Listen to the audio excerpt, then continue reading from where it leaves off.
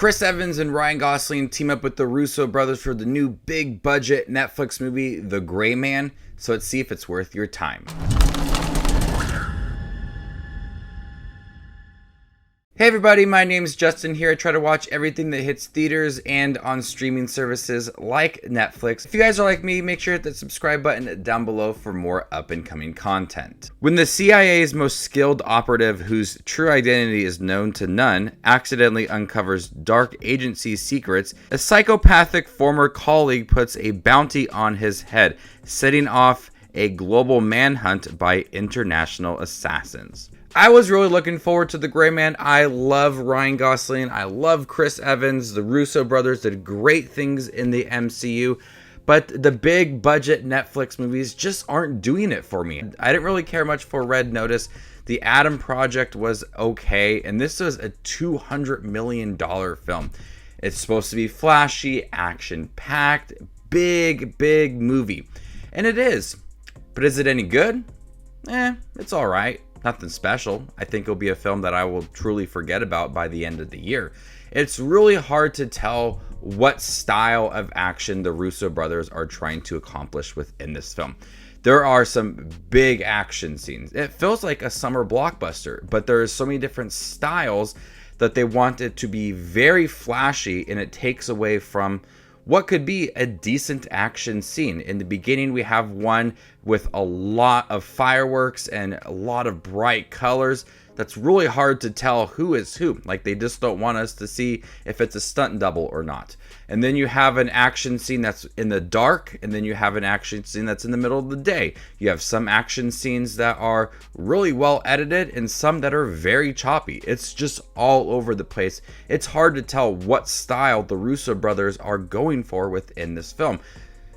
And a lot of them, they just want to be very flashy, very colorful, and visually appealing. And some of them are. I was amazed with how some of them looked, but some of them are just really poor.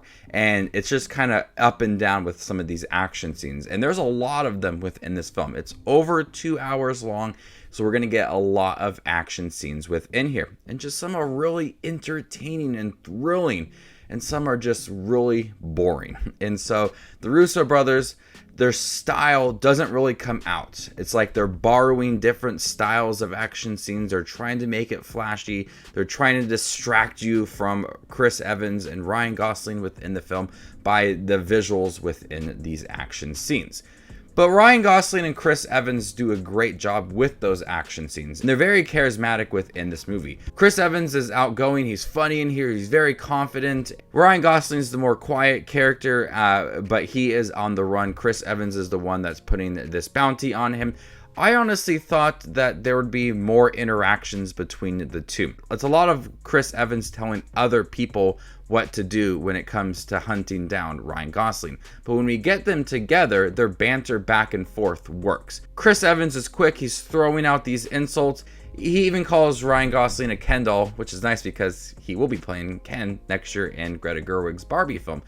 But the insults keep on coming, their back and forth works. And I wanted more of that because their interactions were funny, it was entertaining, but it felt like it was few and far between. This is a very average film when it comes to its story. We've seen the story play out so many times, and it doesn't really do anything to be different than maybe having some cool actors within here, some bright visuals to distract you from all of that. But the story is something I've seen before, and it was hard for me to be invested in here or be surprised with anything. Having a skilled operative who goes rogue, uncovers secrets, someone puts a bounty on their head, we've seen it before.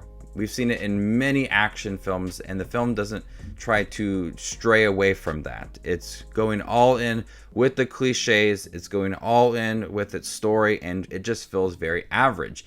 And it loses me about halfway into the film when they're digging deeper into the mystery, the secrets behind this agency. I really do not care about it. I want more of that banter, more of the action scenes, because some of those do work. But when we start to dive a little bit deeper into the story, I'm just not as invested as I hope I could be. It starts off very strong. It has a good opening. It gets to the point right away with what Ryan Gosling has uncovered and how he's trying to protect that and everybody against him. The way it ends, it's very cliche, very predictable, but you get a lot of that banter kind of throughout the film. We also have Ana de Armas within here, and she's awesome in here. I loved her in No Time to Die. She's great with action. She works well with Ryan Gosling and Chris Evans. The acting's pretty good. I didn't have any complaints with any of the acting. I like Chris Evans in here. He's funny. Ryan Gosling's very confident. He's quiet. That kind of person he's played before, and I absolutely love Ryan Gosling. We also have Billy Bob Thornton, Alfre Woodard, Wagner Moura, just to name a few, and the whole cast is very solid, and they all just play off of each other very well. When we get into the assassins part of it, Chris Evans is just like demanding people to do everything, and I wanted him to kind of take control of a lot of things, to be more involved within the film. Overall, The Gray Man was a little bit of a disappointment in terms of how average it did feel, and a lot of the action was flashy at times, but a little bit distracting. It's just the style was all over the place. The performances were pretty good, and sometimes it was a bit funny, but it dragged. It was a long film, and I felt that runtime. It's not the longest film I've ever seen, but it felt like a long film. I got about 22 minutes left of the film, and I had to pause it. I had to stand up, walk around, and do something because I was getting bored. And their credits are 14 minutes long, so really I didn't have that much time left. 14 minutes of credits, so keep that in mind when you're watching this film. So before I give you my score for The Gray Man, make sure to check out my channel. Here I do movie reviews, trailer reactions, ranking videos, tier lists, all that fun movie related content that you see on YouTube. I do it all here, so hit that subscribe button to get it all in one spot. And if you'd like to see where The Gray Man ranks amongst all the other 2022 releases I have seen this year, follow me on Letterboxd, and there you can find my ranking. I'm going to go ahead and give The Gray Man a B-. Thank you guys for checking my review for The Gray Man on Netflix. It's also in theaters. Let me know what you thought about the film in the comment section down below, and stay tuned for more up and coming content like this. My name is Just Watches Movies, and you guys stay classy, YouTube.